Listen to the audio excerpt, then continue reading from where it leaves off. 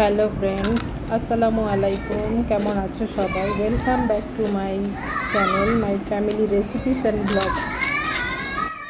আজ আমি তোমাদের সঙ্গে শেয়ার করব রোজ কুকিজ বা ফুলঝুরি পিঠা। রোজ কুকিজও বলে এটাকে ফুলঝুরি পিঠাও বলে। ক্রিস্পি মুচমুচে, খেতে দারুণ হয় এই পিঠাটা। তো চলো কিভাবে এই পিঠা বানালাম দেখা যাক। 2 টেবিল চামচ চালের গুঁড়া আগে থেকে ভিজিয়ে রেখেছি এখানে। তারপর এখানে আমি ময়দা নিয়েছি, 2 কাপ ময়দা এখানে নিয়েছি আমি। তারপর এর মধ্যে দিয়ে দিলাম সল্ট। তারপর আমি এখানে দিয়ে দিলাম মানে স্বাদ মতো আর কি, যতটুকু আর কি তোমরা মিষ্টি খেতে চাও ঠিক ততটুকুই মিষ্টি এখানে নেবা। চিনি দিয়ে দিলাম। তারপর এখানে হচ্ছে এটা একটা ডিম দিয়ে এটাকে ভালো করে মিক্স করে নিব।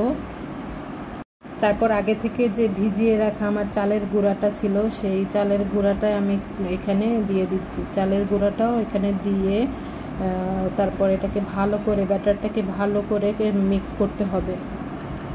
এমনভাবে মিক্স করতে হবে যেন দানা দানা না থাকে। দানা দানা থাকলে এই মানে পিঠাটা একদমই সুন্দর হবে না, ক্রিস্পিও হবে না। এই যে থিকনেসটা ঠিক এতটুকুই হবে। তারপর আমি এই ব্যাটারটাকে রেখে দিব আধা ঘন্টা রেস্টে রাখার পরে এটাকে আমি বানাবো। এখানে আমি যে তেলটাকে অনেকক্ষণ চুলার মধ্যে দিয়ে গরম করে নিয়ে, এই যে এটাকে বলে সাজ, এই সাজটাকে ভালো করে তেলের মধ্যে গরম করে নিতে হবে। গরম করে নেওয়ার পরে ব্যাটারের মধ্যে এরকমভাবে ভালোভাবে চুবানোর পর তারপর আবার তেলের মধ্যে এই যে এভাবে করে দিয়ে দিলে এটা নিজে থেকেই সুন্দর ছেড়ে যাবে। এটা যত গরম হবে মানে পিঠা গরম হয়ে গেলে আর ঠিক সুন্দর পিঠাগুলোও ঠিক তত সুন্দর হয়ে যাবে।